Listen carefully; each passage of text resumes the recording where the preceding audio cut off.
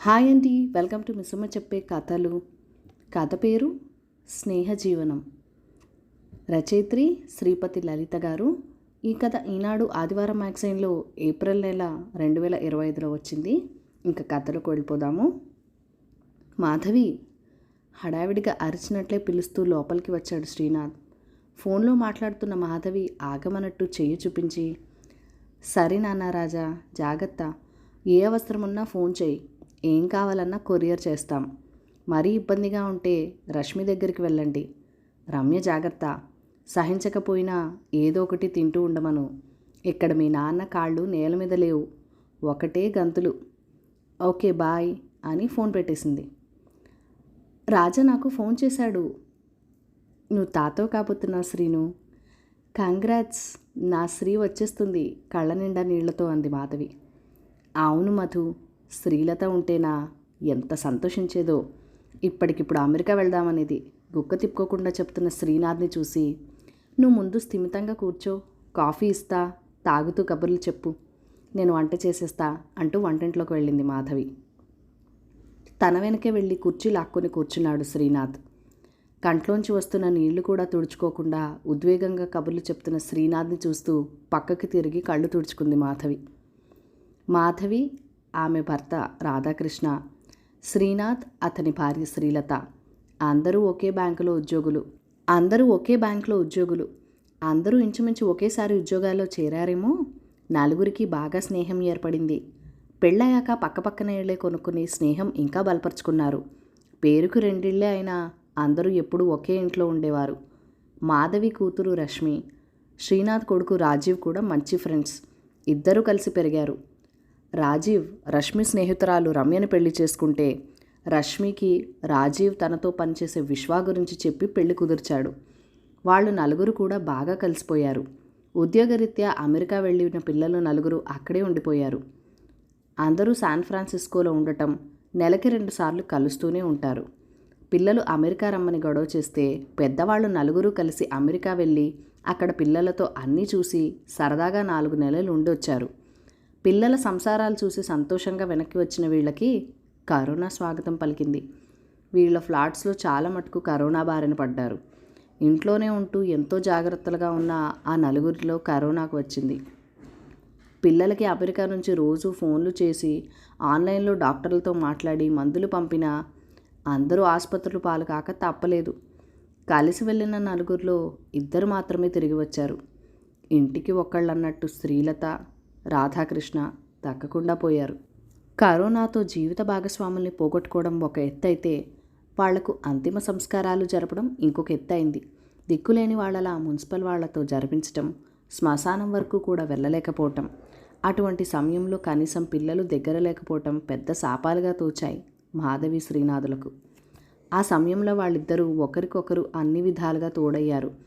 మాధవి వంట చేస్తుంటే శ్రీనాథ్ బయట పనులు చేసేవాడు.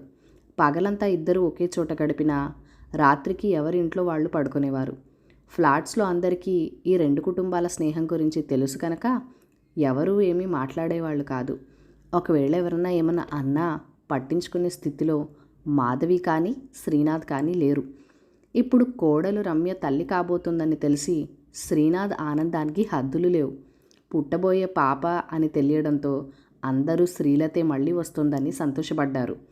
సరిగ్గా రమ్య డెలివరీ కోసం బయలుదేరే టైంకి రమ్య తల్లికి కాలు ఫ్రాక్చర్ అయ్యి కదల్లేని పరిస్థితి వచ్చింది. ఆవిడ మాధవికి ఫోన్ చేసి ఒకటే ఏడుపు.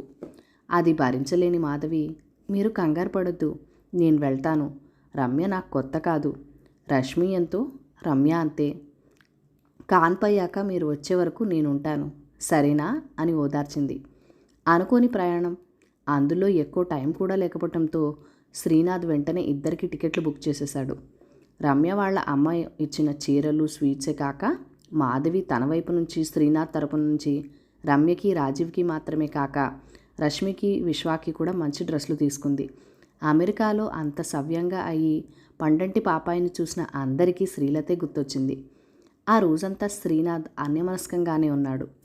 రాజీవ్ కూడా తల్లిని తలుచుకొని బాధపడ్డాడు, కానీ పాపాయిని చూసి అన్నీ మర్చిపోయాడు. 4 నెలలు ఇట్టే గడిచిపోయాయి. రమ్య వాళ్ళ అమ్మగారు ఒక 10 రోజుల్లో వస్తానన్నారు అని ఫోన్ చేశారు. ఇక వీళ్ళు తిరుగు ప్రయాణానికి సిద్ధమై సామాన్లు సర్దుకుంటున్నారు. రష్మి, రాజీవ్ సాయం చేస్తామని వచ్చి ఒకరినొకరు సంజ్ఞలు చేసుకుంటున్నారు.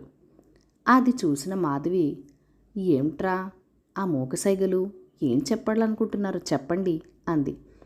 చివరికి రష్మి నోరు విప్పింది. అమ్మా, నేను చెప్పేది విని తిట్టొద్దు. నెమ్మదిగా ఆలోచించు. ఇది నా ఒక్కదాని ఆలోచన కాదు, మా నలుగురిది. మేము ఉద్యోగాలలో ఇక్కడే స్థిరపడ్డాం. మన ఇద్దరు కుటుంబాలకి జరిగిన నష్టం తలుచుకుంటే మాకు ఎప్పుడూ బాధగానే ఉంటుంది. మీరిద్దరూ ఎలా ఉన్నారో అని ఎప్పుడూ ఆందోళనగానే ఉంటుంది. మీరిద్దరూ పక్క ఇళ్లలో బదులు ఒకే ఇంట్లో జీవిత భాగస్వాములుగా ఉంటే బాగుంటుందని మా ఆలోచన అని చెప్పి తల్లి ముఖంలో మారుతున్న రంగులు చూస్తూ ఉండిపోయింది రష్మి. శ్రీనాథ్ తెల్లబోయాడు. మాధవి ఏం మాట్లాడకుండా రూమ్లోకి వెళ్ళిపోయింది. శ్రీనాథ్ కూడా తన రూమ్లోకి వెళ్ళాడు. ఆ రోజు రాత్రి ఎవరికీ నిద్ర పట్టలేదు. తెల్లారి లేచాక మాధవి, శ్రీనాథ్ రోజులానే అందరినీ పలకరించేసరికి హమ్మయ్య, కోపం పోయింది అనుకున్నారు పిల్లలు. ముందు మాధవి నెమ్మదిగా మాట్లాడింది. చూడండి పిల్లలు, మీరు ఇలా ఎందుకు అన్నారో నేను ఊహించగలను. మీ తల్లిదండ్రుల గురించి నలుగురు 4 రకాలుగా మాట్లాడడం మీకు నచ్చట్లేదు. మీ ఉద్దేశంలో ఇదే మంచి పరిష్కారం. కానీ మా పెంపకంలో పెరిగిన మీరు ఇలా మాట్లాడడం నాకు, శ్రీనాథ్కి కూడా బాధ కలిగించింది. నేను, రాధాకృష్ణ, శ్రీలత, శ్రీనాథ్, మా స్నేహం వయసు సుమారు 40 సంవత్సరాలు. మేము ఎప్పుడూ స్నేహితులమే. అన్న, అక్క అంటూ వరుసలు కలపలేదు. మిమ్మల్ని కూడా మేము అలానే పెంచాం. మీకు కూడా వరుసలు నేర్పలేదు. ఆడపిల్లలు నేర్పిన లోటు శ్రీనాథులు రష్మి ద్వారా తీర్చుకుంటే, మగపిల్లాడి సరదాలు రాజీవ్ ద్వారా మేము తీర్చుకున్నాం. మన ఇరువైపు బంధువులు, స్నేహితులు మీరిద్దరూ పెళ్లి చేసుకుంటారనుకున్నారు. వాళ్ళ ఆలోచన తప్పు అని నిరూపిస్తూ మీరు మీకు నచ్చిన వాళ్ళని చేసుకున్నారు. నలుగురు ఈ రోజుకి స్నేహంగా ఉన్నారు. ఏ వయసులో వారైనా ఒక ఆడ మగ మధ్య పరిచయం ఉంటే అది తప్పనిసరిగా లైంగికమైన ప్రేమే అనే ఆలోచనలు ఇప్పుడిప్పుడే కొద్దిగా మారుతున్నాయి. వయసులో ఉన్న మీరే ఆడ మగ అనే తేడా లేకుండా స్నేహంగా ఉన్నారు. వయసు మళ్ళిన మేము స్నేహంగా ఉండకూడదా? నా భర్త స్థానం నేనెవ్వరికీ ఎలా ఇవ్వలేనో తన భార్య స్థానం శ్రీనాథ్ కూడా ఎవ్వరికీ ఇవ్వలేడు. మేమిద్దరం మంచి స్నేహితులం. చివరిదాకా అలానే ఉంటాం. లోకం కోసం అన్నయ్య అనో చెల్లమ్మ అనో పిలవటం మాకిష్టం లేదు. మా స్నేహానికి ఎవరు ఏ పేరు పెట్టినా మాకు పర్వాలేదు. మీరు మాత్రం అర్థం చేసుకుంటే చాలు. నేను రష్మికి అమ్మని, రాజీవ్కి అత్తని. పిన్ని ఏమైనా అవ్వచ్చేమో కానీ అమ్మని మాత్రం కాను. అలానే శ్రీనాథ్ కూడా రష్మికి తండ్రి కాలేడు. మాకు ఈ వయసులో కావాల్సింది స్నేహబంధం. మా కష్టాలు చెప్పుకునేందుకు తోడు, అంతే. దానికి ఒక పేరు వరస కాదు. స్పష్టంగా స్థిరంగా చెప్పిన మాధవిని చూస్తూ శ్రీనాథ్ అన్నాడు. మాధవి చెప్పిందే నా మాట కూడా. మాది స్వచ్ఛమైన స్నేహం. దానికి వేరే పేరు రూపం ఇవ్వం. మీరు మమ్మల్ని సహజీవనం చేయమన్నారు, కానీ మేము స్నేహజీవనం చేస్తాం అన్నాడు. రష్మి, రాజీవ్ ఇద్దరూ ఒకరి మొహారొకరు చూసుకున్నారు. రష్మి మాధవిని పట్టుకొని, సారీ అమ్మా, మమ్మల్ని క్షమించు. మాకు మీ సంగతి తెలుసు, కానీ నువ్వన్నట్టు కొంతమంది అనే మాటలు విని మీకు వేరే బంధం ఏర్పడితే ఎవరు అనవసరంగా మీ గురించి మాట్లాడకూడదు కదా అనుకున్నాం. మాకు మీరు మీ సంతోషము ముఖ్యం అంది. రాజీవ్ కూడా శ్రీనాథ్తో, నాన్న, నీకు అమ్మ అంటే ఎంత ఇష్టమో, తనని ఎంతగా ప్రేమించావో తెలుసు.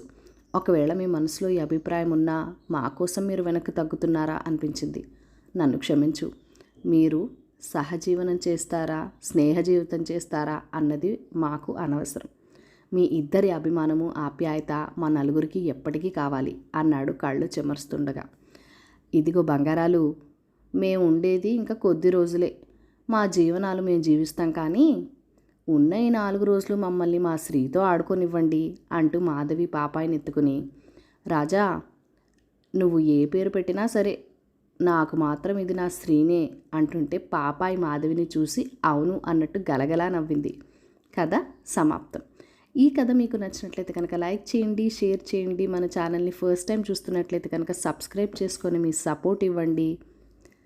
మీ అమూల్యమైన సజెషన్స్ అండ్ ఫీడ్బ్యాక్ ఏదైనా ఉంటే నాతో కామెంట్ సెక్షన్లో కూడా షేర్ చేసేయండి. Thank you for watching. Bye bye.